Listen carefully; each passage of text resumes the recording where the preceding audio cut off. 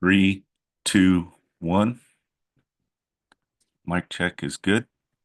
Three, two, one.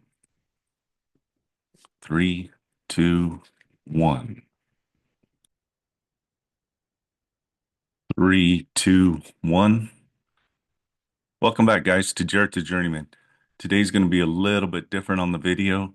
What I'm going to do is catch you guys up on my little journey that I've started this summer. So, as of now, I have been diagnosed with myasthenia Gavis. Let me make sure that's right. Yeah, Gravis, MG. And how it came about was end of June, I started noticing, a little tightness in my throat, especially when I was sleeping. Well, if I was laying on my back, it was like almost like I needed a CPAP machine, I would assume, because my throat started closing up. I could lay on my side and my airway would open up and everything would go back to normal. There were multiple times when I was dreaming, I was choking, and I literally was choking. So I'd wake up, you know, need a big old gulp of air and get back to breathing right.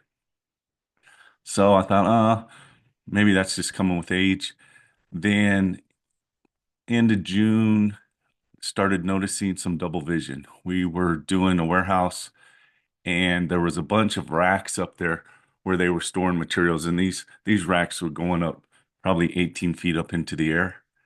And I'd walk into that warehouse, and all of a sudden, my those racks would go from here and just start going double vision everywhere. Driving down the road, I would see multiple lanes. I would have to pick one and go. And even watching my kids' basketball games, there were two games going on. There was one here and probably one here, and kind of had to make it work. What I finally found out was if I closed my right eye, everything went back to monovision instead of binocular vision or bino.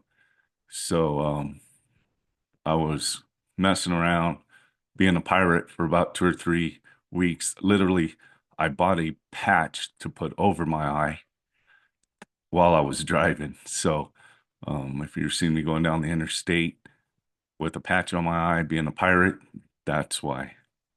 So that was going on, and then July 3rd, we were having a gathering for the 4th of July, talking to my dad, and he looked at me and said, "What's the matter with your right eye?" And my eye apparently was drooping. That I didn't know, but it was kind of showing signs of sagging a little bit. I told him, I said, "I don't know, Dad. I need to go get it checked out." Continued on with the day, got into the night, started eating, and noticed that I was kind of choking on some food. I couldn't get them swallowed. So about a week went by, and finally I was done with that.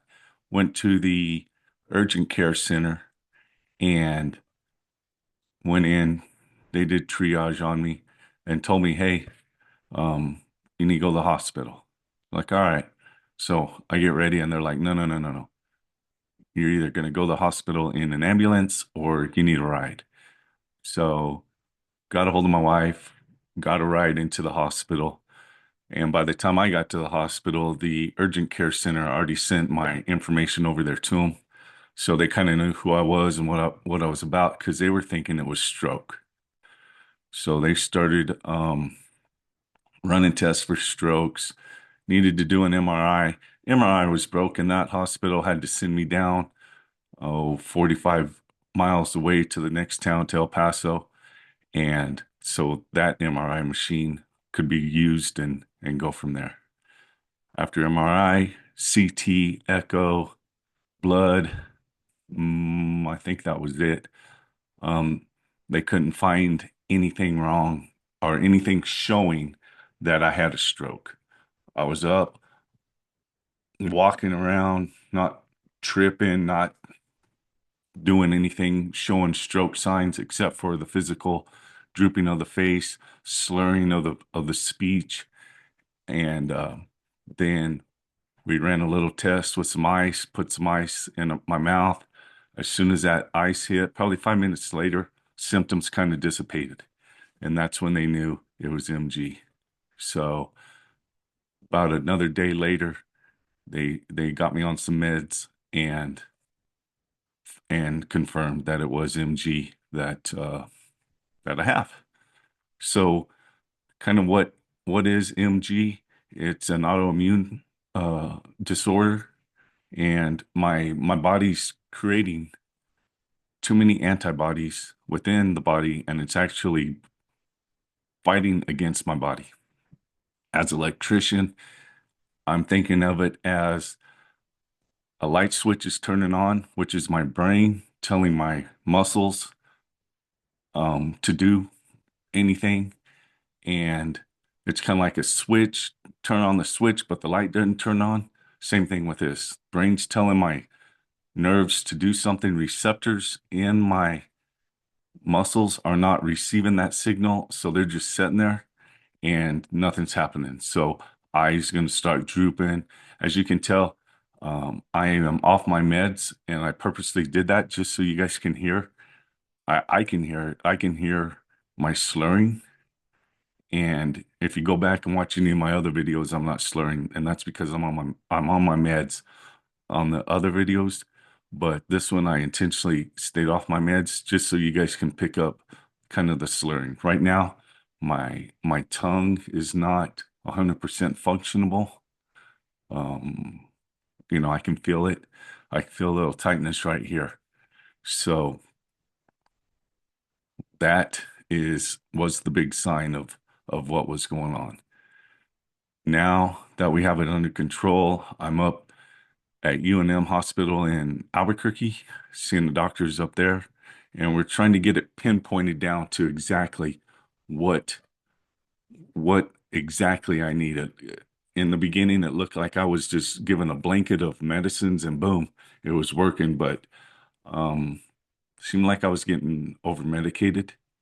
So we were trying to narrow this down so we can get after it. Another option that may come through is they may have to go into my body and get my thymus. I believe it's a thymus. That's kind of the gland or node that produces antibodies. And that's right behind your sternum, from what I understand. So they'll be going into my chest cavity and removing that if that needs to be done. So we're waiting on results of that and go from there. As far as daily activities, fatigue is really showing up. I used to go to the gym, work out after work. I get home now and I don't have the energy to do anything. I've noticed if I push it, it takes me days to recover if I don't listen to my body. Typical male, stubborn. I will keep pushing and pushing, and I'm learning that I'm going to have to slow it down. Fatigue and recovery is the big thing. As long as I stay on my meds, everything's good. My speech is good. I haven't experienced any drooping eyes since I left the hospital. And also, my right eye was not tracking. So I could look to the right and my left eye would turn and my right eye would stay straight. So I haven't experienced any of that. But the fatigue is very obvious, and if you can tell, um, without my meds, my speech is slurry. So that's kind of what I'm experiencing right now. We're moving forward on that. As far as daily activities, like I said, we're just slowing down and taking care of that. So I'll keep you guys up to date with more activities and just kind of my daily life with MS or MG, I'm sorry. Um, saying MS, it was funny. In the hospital, one of the nurses, as we were getting released, was talking about my MS, and that kind of freaked me out a little bit. And then they were like, "I'm sorry, MG." So um, It is MG, it's not MS, so that kind of was a relief. So I think that's a little quick update. I'll keep you guys going on this as soon as I know anything about it. Kind of pop in, give you guys updates on how it is out in the field and my daily life, and go from there. So, as always, guys, be safe out there, and we'll talk soon.